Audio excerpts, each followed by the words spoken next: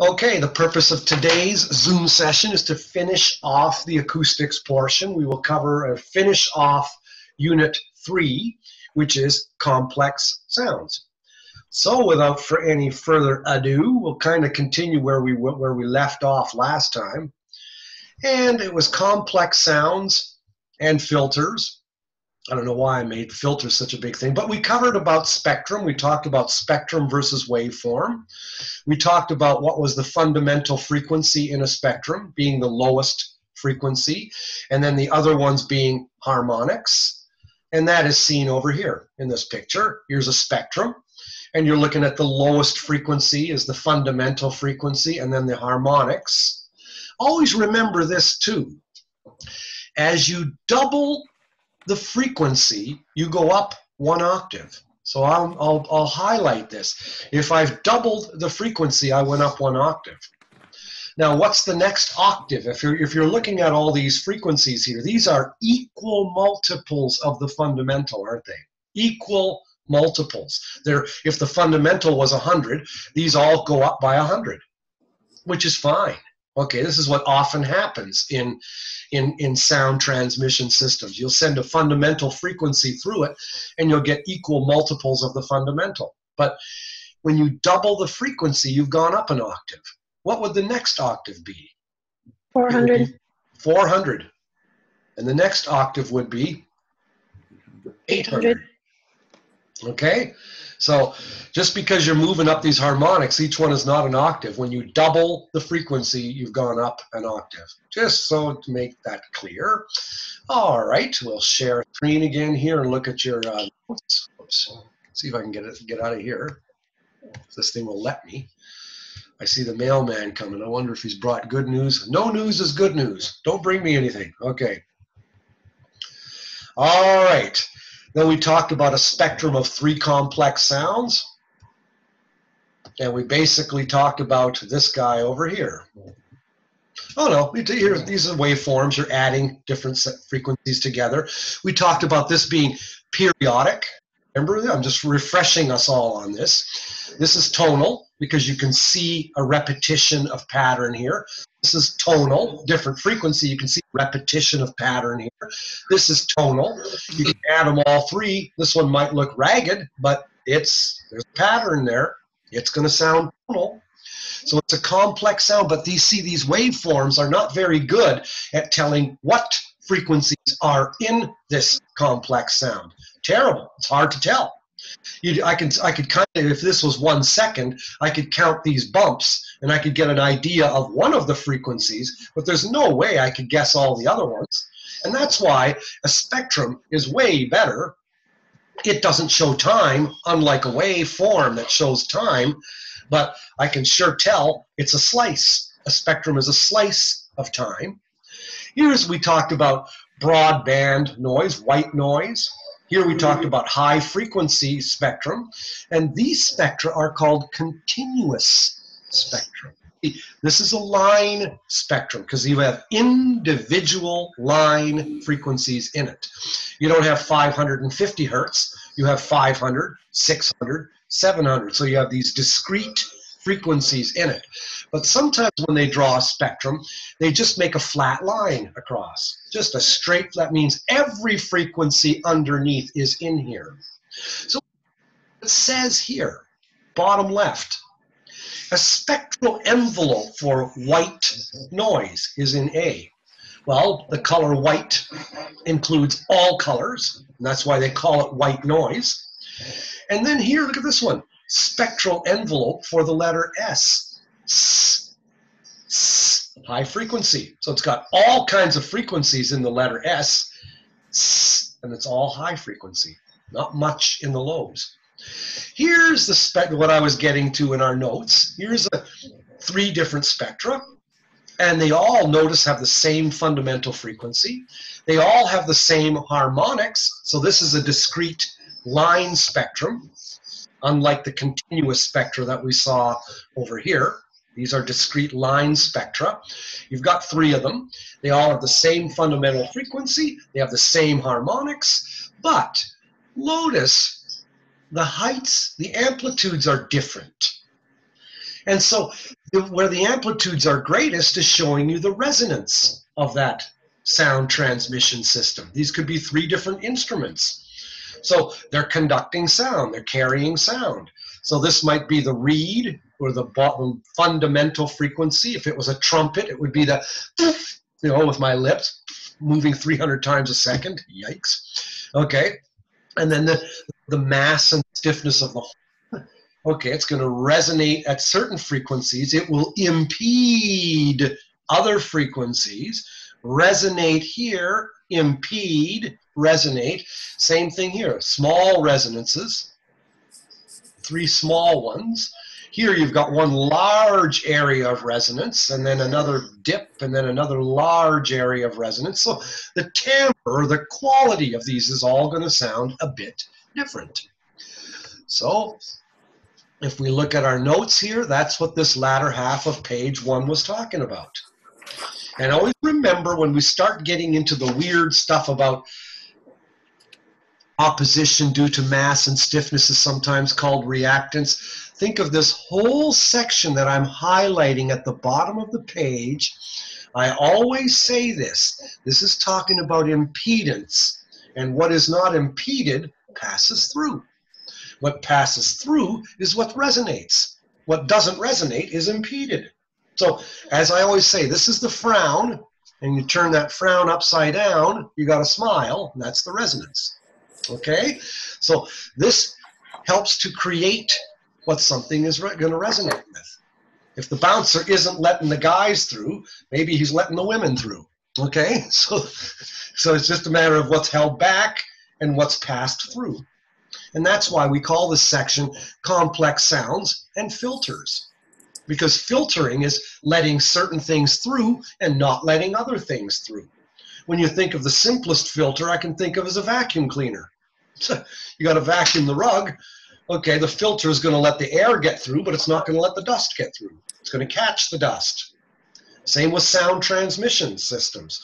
Sometimes they're going to catch certain sounds and not let them get through, but they're going to let other ones get through. So the ones that get through are going to be what resonates. The ones that don't get through are impeded. Okay? So impedance is opposition due to mass, which is high frequencies don't get through mass. High frequencies and mass don't get along. Mass gets along with low frequencies. It resonates with lows. So mass opposes highs. Stiffness resonates with highs, so stiffness opposes lows. And that's what this whole bottom piece is talking about in your notes. And I highlight that because you may see on your midterm, opposition due to mass and opposition due to stiffness are called resistance, and you will say false. They're called reactance. And opposition due to stiffness and opposition due to mass, are they very frequency specific? Yes, highly. Mass opposes highs, stiffness opposes lows. So yeah, very frequency specific. But then there's a third part called resistance, like simple friction. And in any object, like a flute or an oboe or a trumpet or anything else that's resonating with sound, the resistance to the passage of sound is even Steven for all frequencies. So resistance is not frequency specific. Okay? Impedance is made from reactance plus resistance. And reactance is opposition due to mass and opposition due to stiffness. Next, or as my biology prof would say, enough on that. Next. So we move on down here. And we talked last week a little bit about filters. We talked about high pass, low pass, band rejects. Basically, it's all tied together. We're all just talking about the same thing here to show you a picture. Okay, go to filters. Here's filters. Okay, and again, just think of these as this one here is a likes mass, I guess. This is a low pass filter. It's resonating with lows. It's not letting highs get through. High pass filter must be a stiffness object. Okay, it's letting highs get through. It's not letting the lows get through. Band pass. It's letting mids get through, not the lows or the highs. Band reject, it's letting everything get through except certain frequencies. So filters can be all kinds of, this is just telling you the concept of certain sounds get through, other ones don't.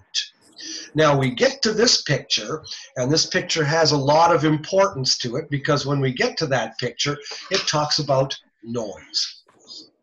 And as we said at the very, very, very beginning of this section last week, when we went way at the very top, complex sounds can be periodic or non-periodic, or they can be a mixture of both. Almost all the sounds we hear with our ears are complex sounds.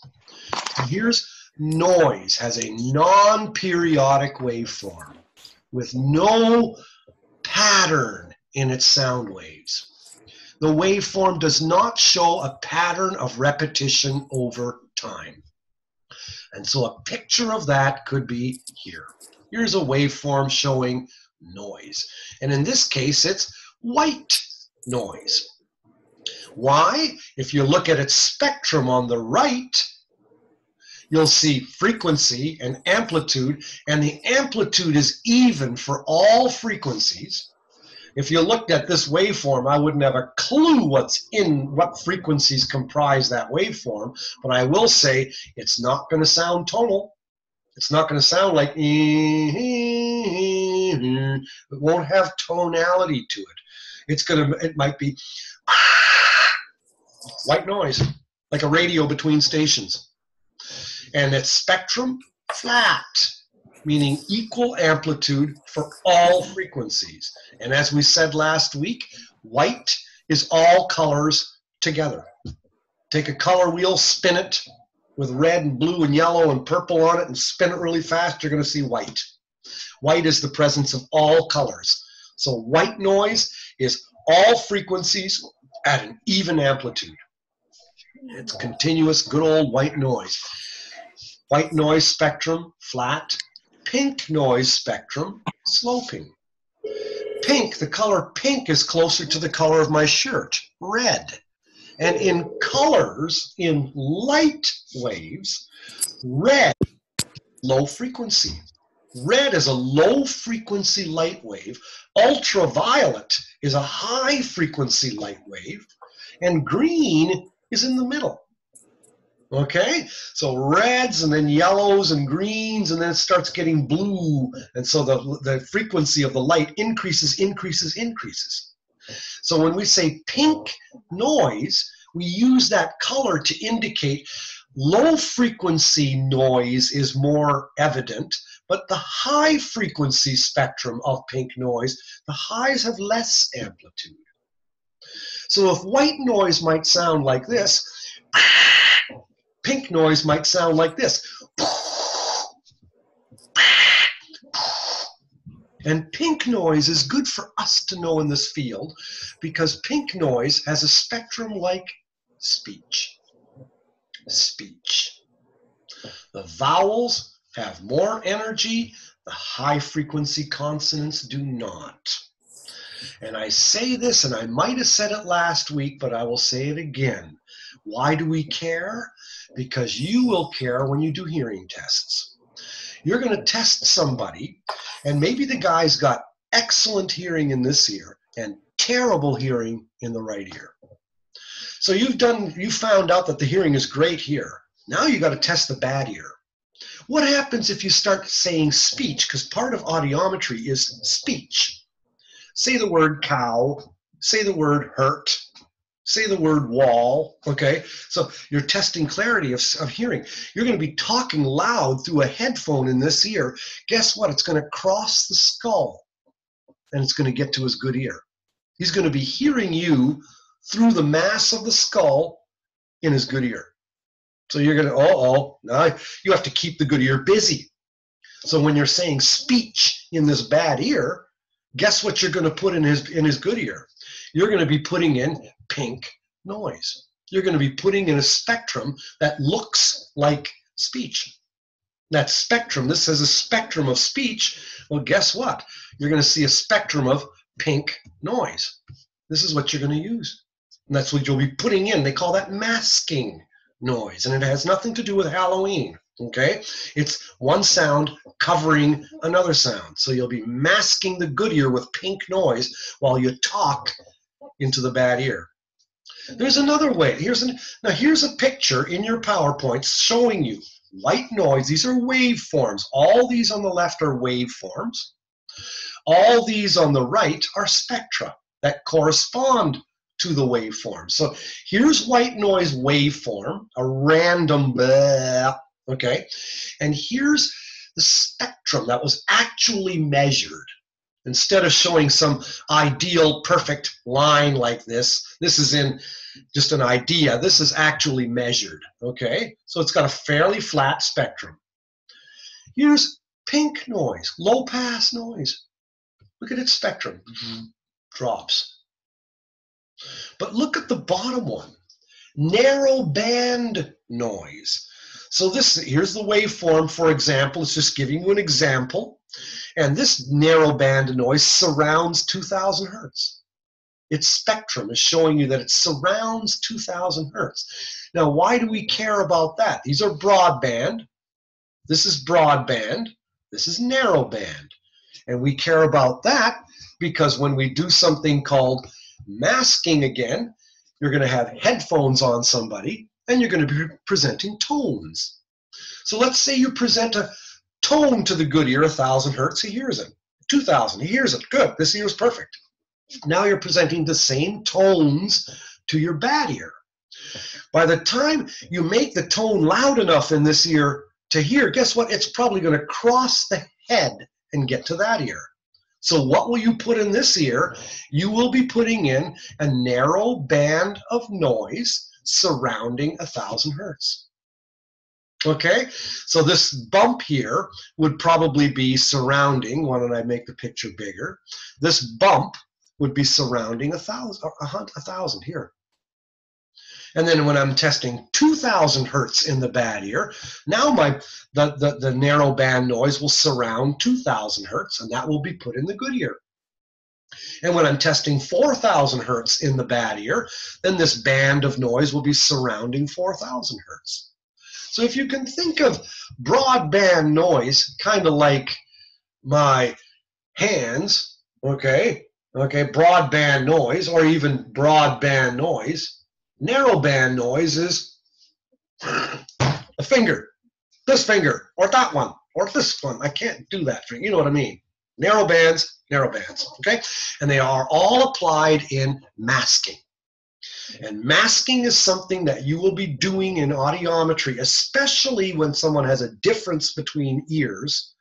And when you're putting sound in the bad ear, it'll likely cross the head. So you got to keep the good ear busy. And that's actually what I even tell clients. Okay, I'm going to put noise in your good ear just to keep it busy. Don't pay any attention to that. Just raise your hand when you hear the tone, okay? It's all about the tone. Oh, okay.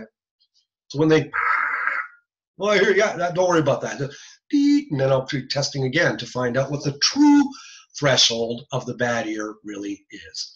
It's something you will encounter mañana, later on, when you start audiometry. Anyway, all right, what else can I lie to you about today?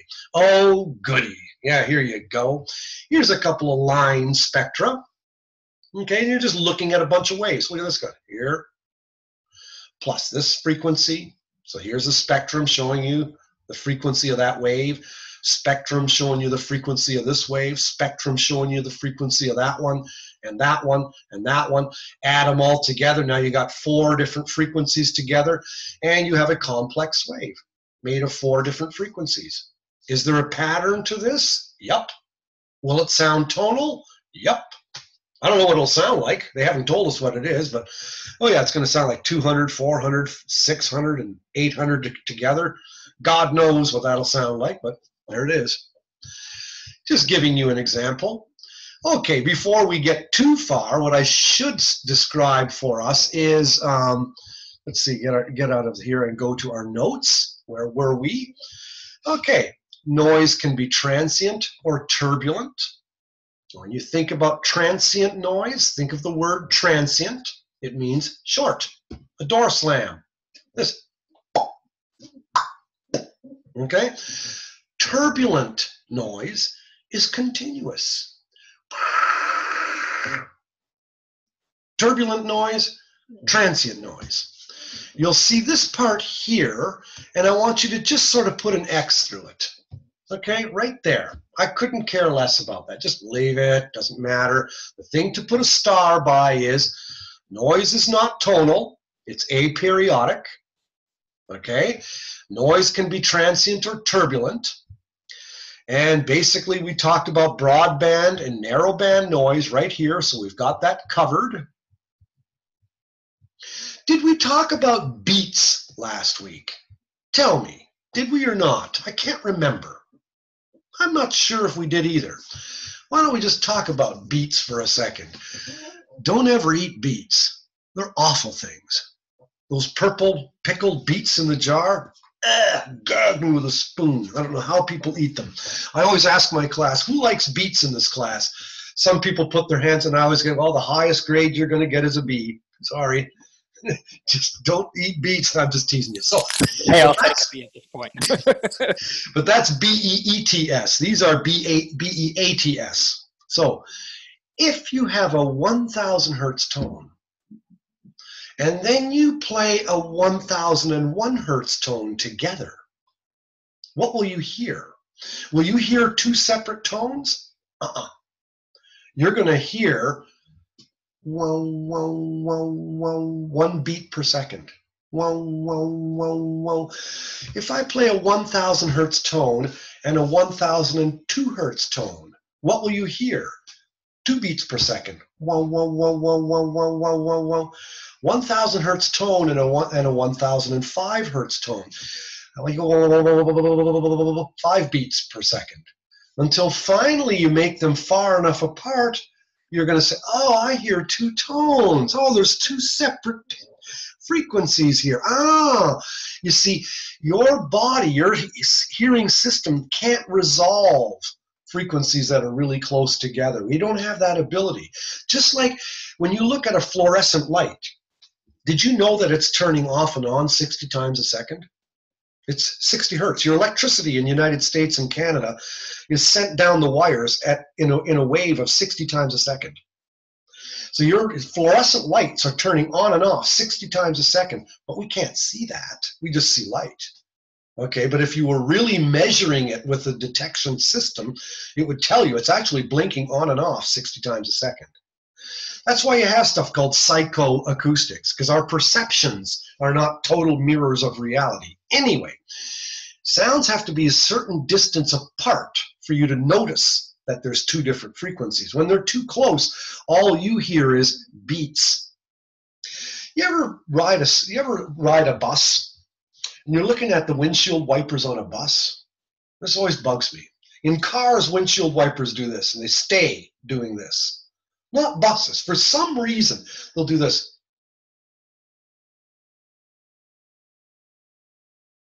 Then finally, they'll be in phase again. They'll be in phase, but one's going a little bit faster than the other. They'll be totally out of phase for a sec, and then after a while, they'll gradually go back in phase again. And that's kind of what I mean. That's what creates beats.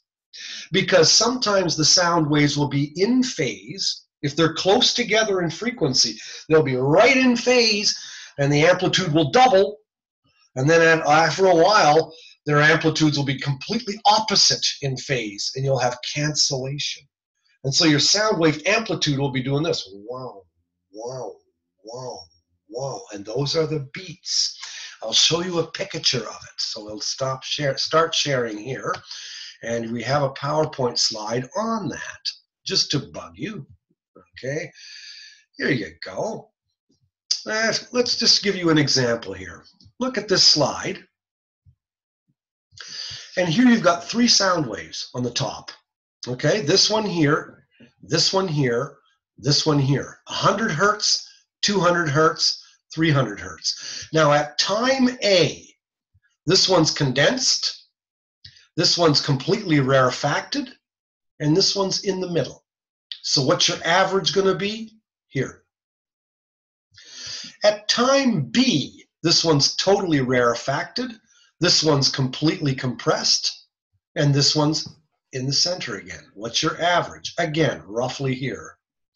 At time C, condensed or compressed, you know, condensation, rarefaction, completely rarefied. And again, this one here in the center, you'll be here. But at other points, you're going to see total in phase to make the wave big, and then they're kind of, you're averaging out of phase again, and then making the amplitude big here, big here. What I mean to say is, if you take frequencies really close together and make them really close together, at times their amplitudes will completely be in phase with each other, and you'll get a bubble. And then at times, the bus driver or the bus windshield wipers will be completely out of phase, and that will make the waveform very quiet. And so you're wow, wow, wow, wow, wow. Suffice to say, beats occur for frequencies close together. The human system cannot resolve them. All we will hear is beats, and beats equals the difference between the two frequencies. As it says at the bottom of this paragraph, beats occur at a rate of f2 minus f1. If the two frequencies are 1002 and 1000, it's going to be 2 beats per second, because 1002 minus 1000 is 2. Dig? Good. All right, just have a read of that. Phases of the individual frequencies at times add together and at times cancel each other out. Result looks like a single tone with an amplitude that increases or decreases. Yada, yada, you know, no big worry. Okay. All righty. So when the sounds are really close together, you're going to get this situation. But look at this, look at the spectrum here. This highlights a point. Here's a spectrum showing two frequencies close together. Play them together, you're going to get beats. Here's two frequencies much further apart. And here you'll get a complex waveform, but it won't be that wow, wow. It won't have beats to it. It won't have that kind of a pattern. Enough on that. Next, here's a freaky one. Have a look here. Now we're getting back into the main concern that we care about, speech. So let's talk about good old speech and some weird waveforms that can occur. Here is a complex sound, and it's called a sawtooth. It's a sawtooth wave. Well, it kind of looks like a sawtooth, doesn't it? Sound waves can be made to look like that. If you add frequencies together in a certain way, you'll get a sawtooth. Here's how they do it. Summation of sine waves to form a complex periodic wave. Because of the shape this wave has different from those previous, blah, blah, blah, blah, blah, blah, blah, blah, blah. You're adding frequencies together. And you're adding, they have to be different by a certain frequency, and they have to be different by a certain amplitude. But if you do it just right, if you add this one plus this one, now your wave looks like that. Add this one, now your wave looks like this. Keep on adding waves that decrease in amplitude and increase in frequency in a certain amount, and you'll end up with a perfectly looking sawtooth wave. Weird. If the waves are these frequencies and they drop off in amplitude at a certain rate, you'll get a sawtooth wave. Weird. Here's a square wave. Little Jack Horner sat in the corner and got a square rear end. You know what I mean? A square wave. If you take this frequency and you add this one, you'll get this. And you add this one, you'll get this. And you add this one, you'll get this. And you keep adding to the right way, and you'll end up with a completely square-looking wave. And that'll happen if your frequency is here, and it drops off in amplitude toward another certain rule. And if you do that right, notice that this one's missing the individual frequencies in between, whereas the sawtooth one had more frequencies. You see, the square wave had a different rule to it. Just showing you that you can add complex. Here's a triangular wave. It's not a sawtooth wave, it's a triangular wave. Weird looking. If you play this fundamental frequency, and you skip the next harmonic, and you take this one, drop it like crazy, and then you skip this harmonic, and you drop this one. Look at how this spectrum here differs from the square wave. Whoa, where am I going? Where am I going? Here, look at how this one differs from that one, which differs from that one. So if you follow certain rules in combining sounds, you can end up with weird looking waves.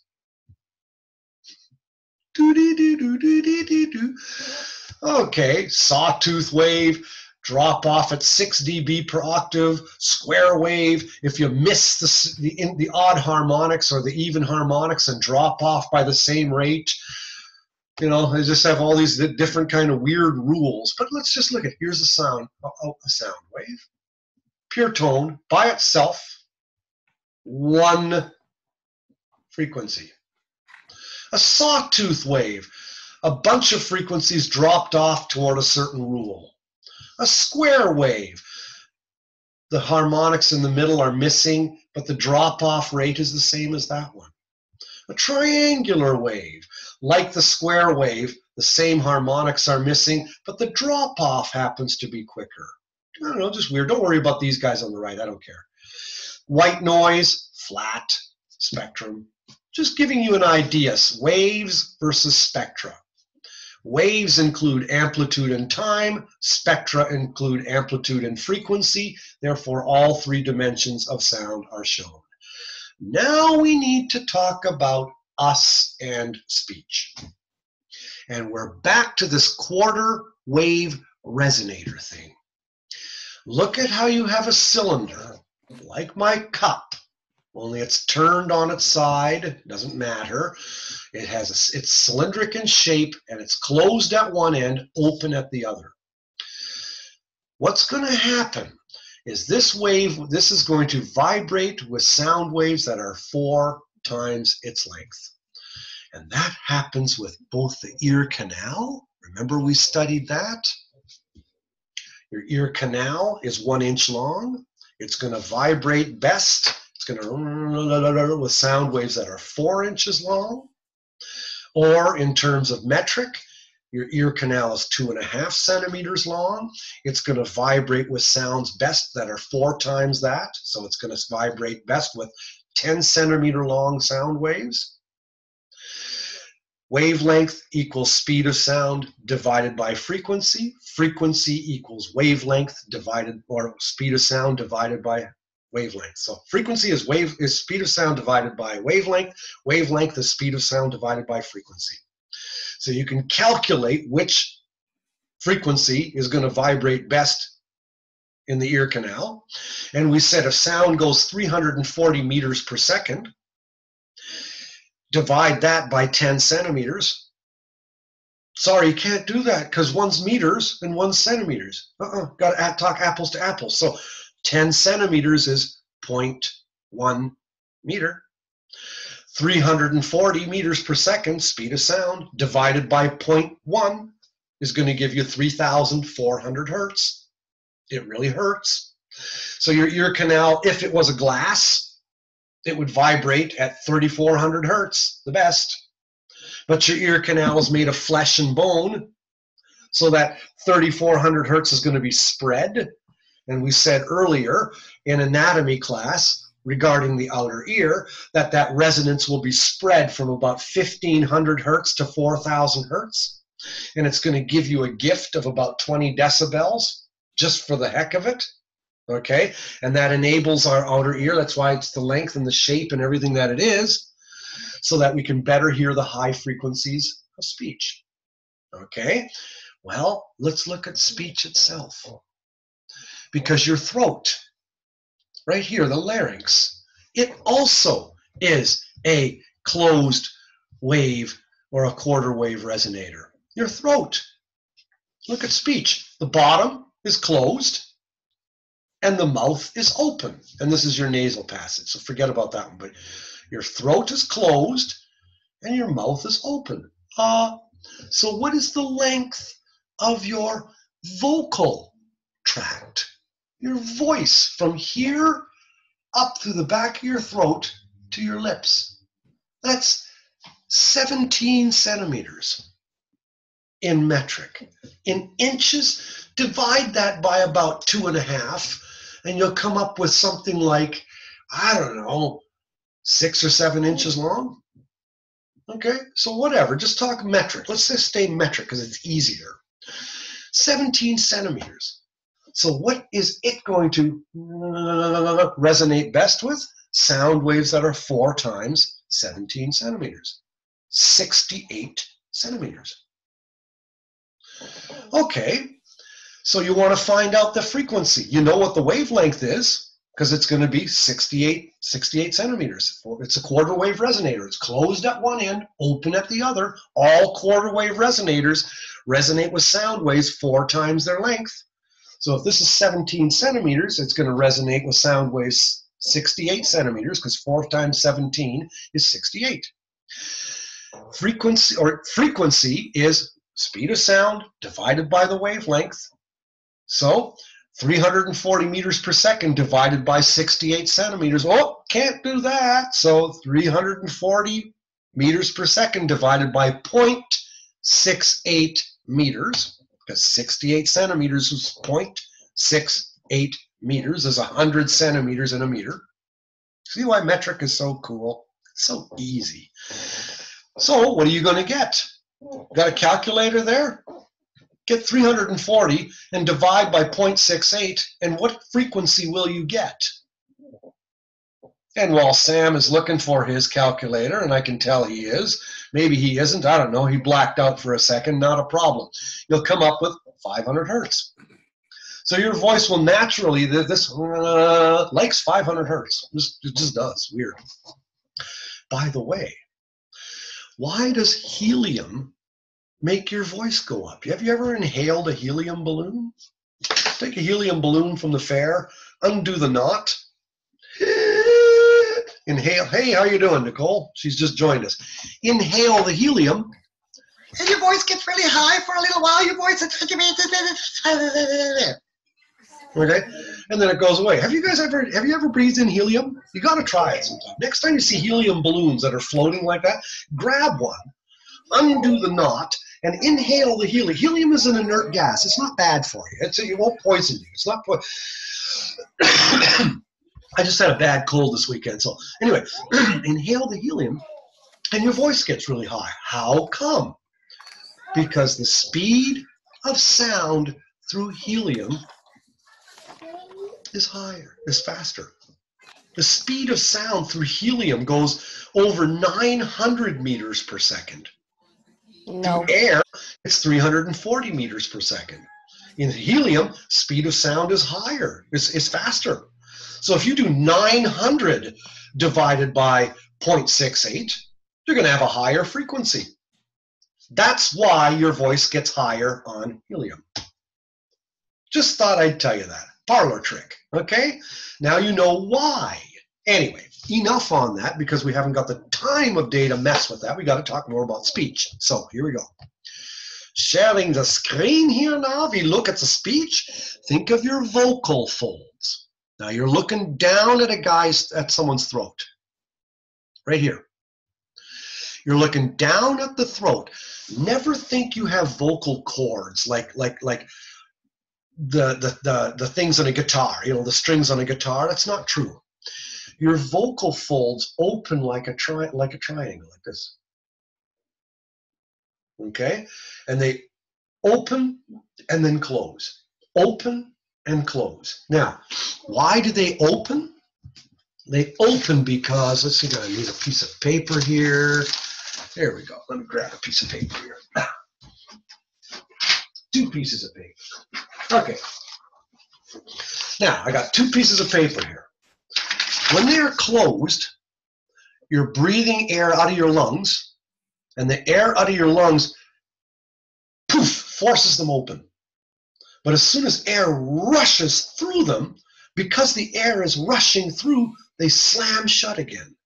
Well, what happens to these pieces of paper if I blow really hard through them? They stick together. I'll tear them in half. It's probably better if they're torn in half. And You see how the papers stick together when you're blowing through? Because when air is rushing through, there's a decrease in pressure, so they slam together. So your vocal folds have closed now because the air is rushing through, but now there's a buildup of air underneath. Poof, they open again. Air rushes through, bam, they close again. Air pressure builds up, poof, they open again. Air rushing through, poof, sucks them back again. So this bam, bam, bam, they're opening, closing, open, closing. And in a guy, that happens 125 times a second. So the fundamental frequency in a male is 125 hertz. Okay? In a female, the vocal folds open and close 250 times a second. So the fundamental frequency of a woman's voice is 250 hertz. In a baby, they open and close 450 times a second, which is what? So the fundamental frequency of a baby's voice is 450 hertz. Then, now let's take Renee, and let's take Sam, and let's take Ted. 3 guys. 3 musketeers. So here we go. If we take Renee's larynx out, take Ted's larynx out, and take Sam's out, and blow air through them, they're all going to produce a 200 or 125 hertz tone. That's the fundamental frequency. So it's not his larynx that's different from mine, that's different from Sam's. Really, what makes his voice sound different from my voice, sound different from Sam's voice? It's not that fundamental frequency, because that's the same in all of us. What's different is that Renee's head has different mass and stiffness to it. And Sam's has different mass and stiffness to it too. So just like those 3 spectra that I showed you earlier when we looked at this picture way up here. Let's go way back over here. I'm going to go almost to the beginning here. When you're looking at the picture of those here, at these 3 spectra, look at the fundamental frequency in these 3 wind instruments. It was the same, 300 hertz. But look at the resonances. They're all different. That's what's going to make a trumpet sound different from a clarinet, which is going to sound different from an oboe, which is going to sound different from a flute. You know, they have different mass and stiffnesses.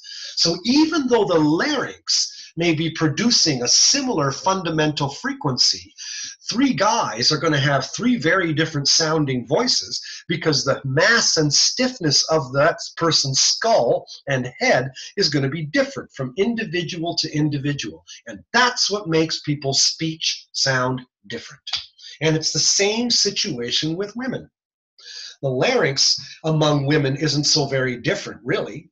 It's that people's heads are shaped differently, and just like a horn, they're going to resonate at different frequencies. They will impede some frequencies and let other ones through. So my head is acting like a filter differently than Sam's head is acting like a filter. And that's what's going to make Ted's voice sound different from Sam's. Doo-dee-dee-doo-doo-dee-doo-doo. Told ya. All right. Let's finish stuff we got to do with our notes. So let's just kind of go on, leave that alone. Speech as a complex sound. Now this stuff is midterm material, so look at it closely. Fundamental frequency, fundamental frequency. Formants, don't worry about that, who cares? Resonances of the vocal tract. Well, you know it's going to resonate at 500 hertz, okay, because that's the length. It's a quarter wave resonator. Voice quality. Each larynx may produce very similar fundamental frequency, but each face has different mass and stiffness. Therefore, the resonances are going to be different.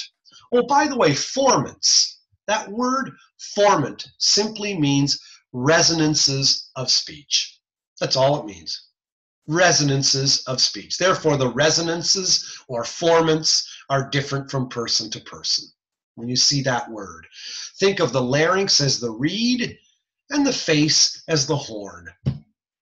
Okay, that's really, the face and the head have different mass and stiffness properties from person to person. Now, this is something here is what I want you to concentrate closely on. Look at that section right there.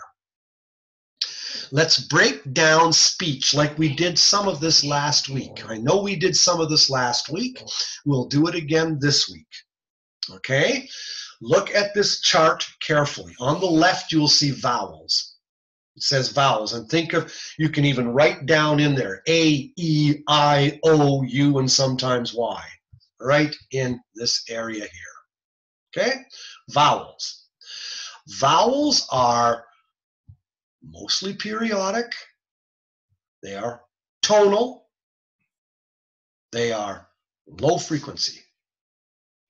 Okay? And vowels are louder. So think of louder, lower in frequency, and most tonal. And therefore mostly periodic. If I say the letter A, U, E, all those are tonal. It's just like music. Okay, it's tonal. So the sound wave is going to have a periodic, it's going to repeat over time. Okay, it's not so much noise. So vowels are louder, lower in frequency, and more tonal. And what I mean by that is look at this spectrum here. Here. And look at this closely. This is the spectrum of speech. Don't worry so much about the dotted lines. Mostly focus on the solid one here. This would be vowels. Look at the amplitude. The decibels are greatest. Low frequency. High frequency consonants are the opposite. They're high frequency and they're softer. So speech has a sloping spectrum, just like pink noise does. Let's get out of this now and go back to our notes. Now look at this side here, unvoiced consonants. This is what we're looking at. And you say the letter T, and the letter S, and the letter P, all these sounds are high-pitched. And look at this one, F. Is it transient or turbulent? What would you guess? The letter F. Would you think that's a transient noise or a turbulent noise? According to what we've studied today. I would say turbulent. Correct. You're right. And now look. Now think of the letter T. Is it transient or turbulent? Transient, because it's like a door slam. It's like a burp. It's like a fart. No, I'm just teasing. It's like, okay, it's a pop. It's a, I can't make a T continue like I can an F. Can't do that with T, otherwise I'd be going, but now I'm making lots of different T's. Okay? How about the letter P? It's a transient too, because it's short. It's done. The horse is out of the barn. What about the letter S? Turbulent, because I can continue it. F, S. So the pitches, the frequencies of, or the letters of speech, especially the high frequency consonants, those are noises. And those can be transient or they can be turbulent. So have a look here. So what's happening here? There's three things here. Actually, you'll see three, but there should be four. But they are mostly noise.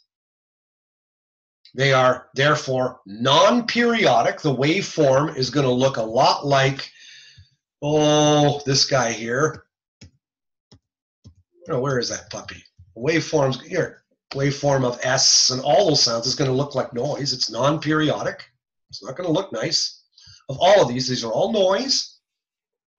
They're non-periodic. They're mostly noise. They are high frequency.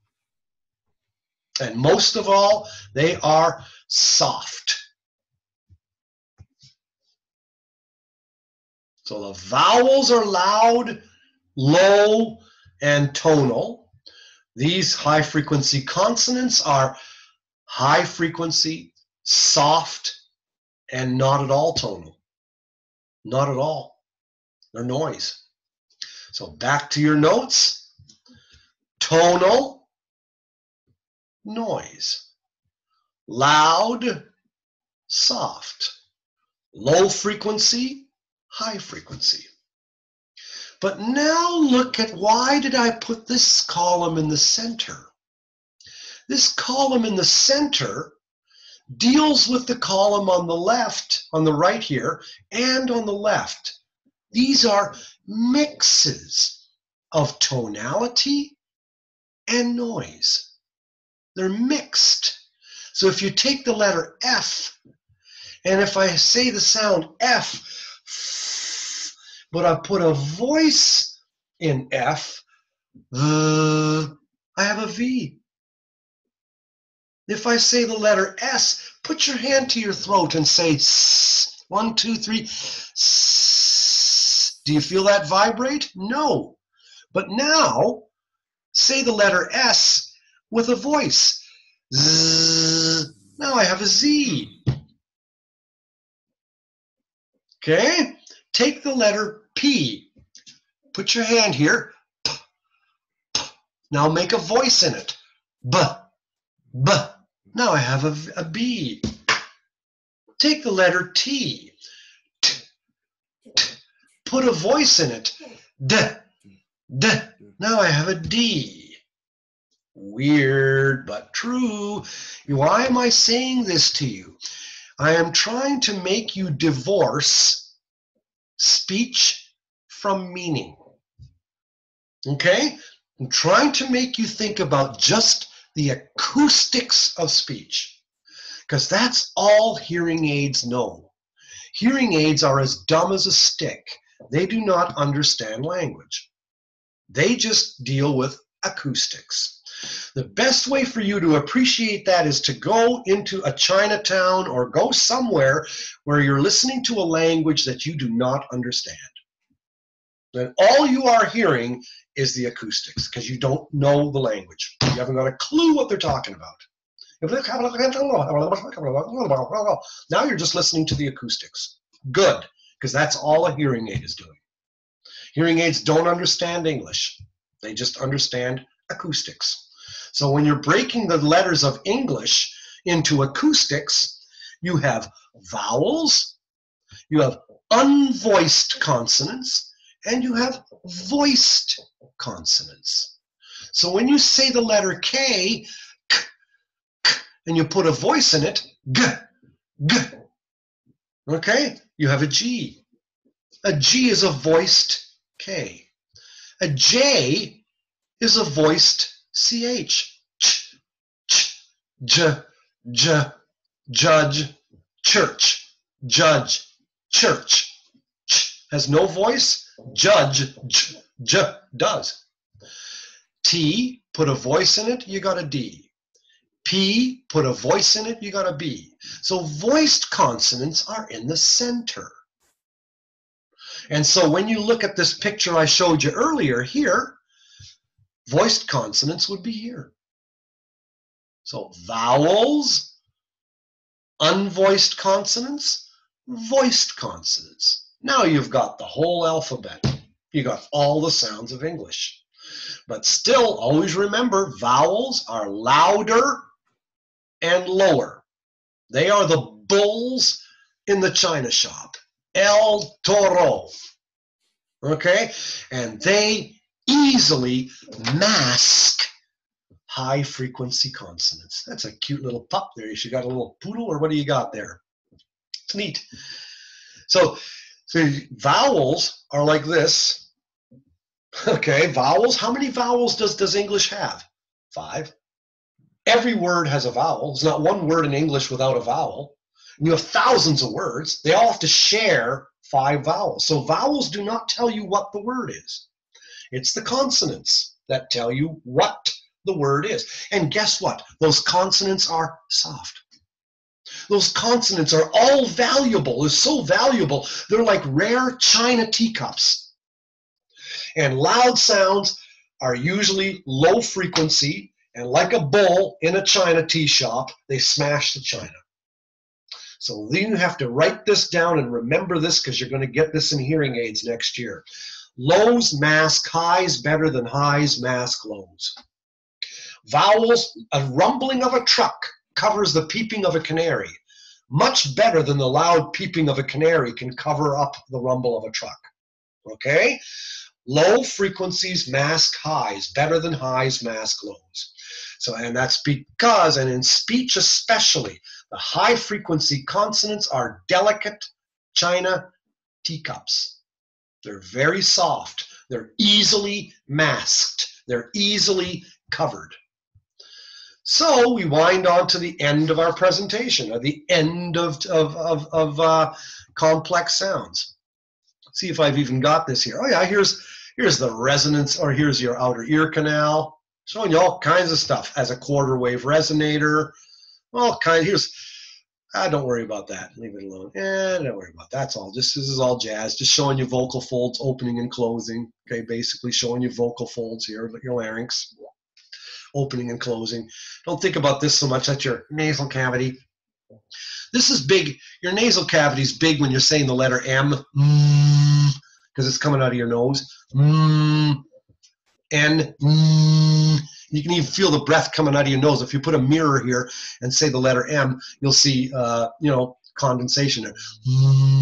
Okay, so it's using the nasal cavity. But anyway, this is just talk. This stuff you don't need to know. Yada, yada, yada. Don't worry about it. Oh, it's just, okay. Outer ear canal resonance. There you go. There's that thing again that I told you. Okay, that the 3400 hertz that would normally resonate in the outer ear is fudged or spread between 1500 and 4000 hertz. Make this your friend. BTW. By the way, I'd memorize this sucker. Because if you see it on a midterm, if you see it on a quiz in anatomy, don't be surprised. Okay? I told Rebecca, put it on there. So where does your ear canal resonate? Between 1500 and 4000 hertz. Where's the peak resonance? 2700 hertz. What's the value? How much? 20 decibels about. So in other words, and to make that make sense to you, let's just make it make sense. If I had a microphone laying by your eardrum, and I played you 125 hertz at 50 dB, what am I going to measure at your ear? 50. If I take a 250 hertz tone from a speaker making 50 dB, if I measure at your eardrum, what is it going to be? 50 dB. If I take a 1000 hertz tone coming out of a speaker at 50, what am I going to measure at your eardrum?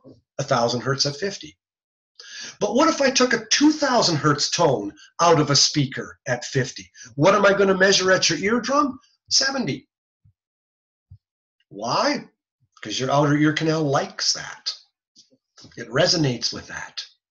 Okay? That's what I'm trying to say. So there's no added resonance for these low frequencies, but once you start hitting 1500 hertz, your outer ear canal starts to resonate with that. Gets excited, kind of likes it. Okay.